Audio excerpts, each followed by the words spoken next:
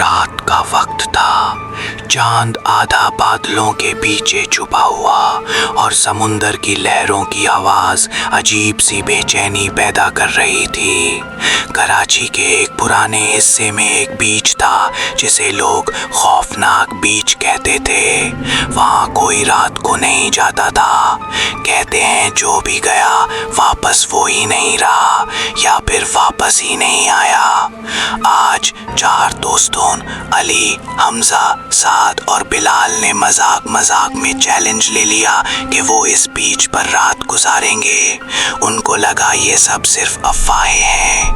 جیسے ہی وہ لوگ بیچ پر پہنچے، ہوا اچانک ٹھنڈی اور تیز ہو گئی۔ سمندر کی لہروں میں ایک عجیب سی ردم تھی، جیسے کوئی دور سے انہیں بلا رہا ہو۔ علی نے ہنسی میں کہا یہ سب دماغ کا وہم ہے، لیکن حمزہ نے محسوس کیا کیونکہ قدموں کے نشان ریت پر ٹھیک سے نہیں بن رہے، جیسے زمین انہیں اپنانے سے انکار کر رہی ہو۔ انہوں نے ایک چھوٹی سی آگ جلائی اور بیٹھ کر باتیں کرنے لگے، لیکن کچھ دیر بعد بلال نے کہا کہ اسے کسی کے چلنے کی آواز سنائی دے رہی ہے، لیکن آس پاس کوئی نہیں تھا۔ سعد نے ٹارچ نکالی اور روشنی دور تک ڈالی۔ وہاں ایک عورت کھڑی تھی، سفید کپڑوں میں، بال کیلے اور چہرہ سمندر کی طرف۔ وہ بالکل ہلے بنا کھڑی تھی۔ ہیلو، سعد نے آواز دی، لیکن وہ عورت دھیرے دھیرے پانی کی طرف چلنے لگی بنا مڑے۔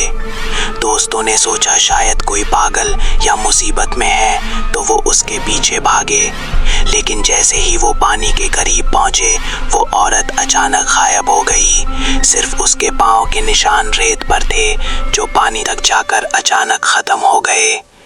حمزہ کے ہاتھ کانپنے لگے۔ یہ نارمل نہیں ہے۔ پھر ہوا اور تیز ہو گئی اور ان کی آگ بجھ گئی۔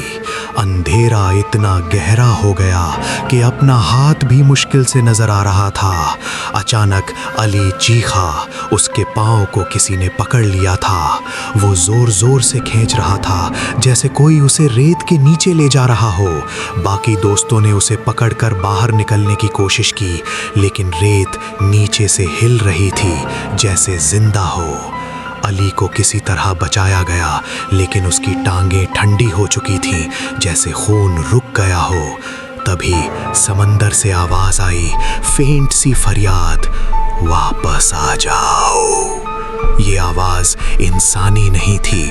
وہ عورت دوبارہ دکھائی دی، اس بار پانی کے اندر آدھی ڈوبی ہوئی، اور اس کا چہرہ بالکل صاف نہیں تھا، جیسے کوئی اسے مٹا رہا ہو۔ بلال ڈر کے مارے بھاگنے لگا، لیکن وہ زیادہ دور نہیں جا سکا۔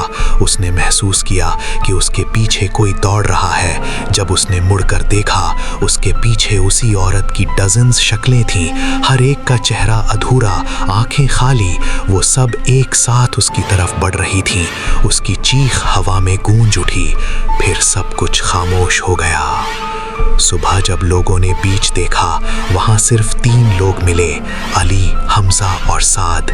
بلال کہیں نہیں تھا، اور سب سے زیادہ خوفناک بات یہ تھی، تینوں کی آنکھیں بالکل خالی تھیں، جیسے ان کی روح سمندر لے گیا ہو۔ وہ صرف ایک ہی بات بار بار کہہ رہے تھے، دھیمی آواز میں، وہ ہمیں بلا رہی ہے، واپس آنا ہوگا۔ اس دن کے بعد خوفناک بیچ پر ایک نئی آواز سنائی دینے لگی، 4 لوگوں کی فریاد، اور سمندر ہر رات تھوڑا اور قریب آ جاتا ہے۔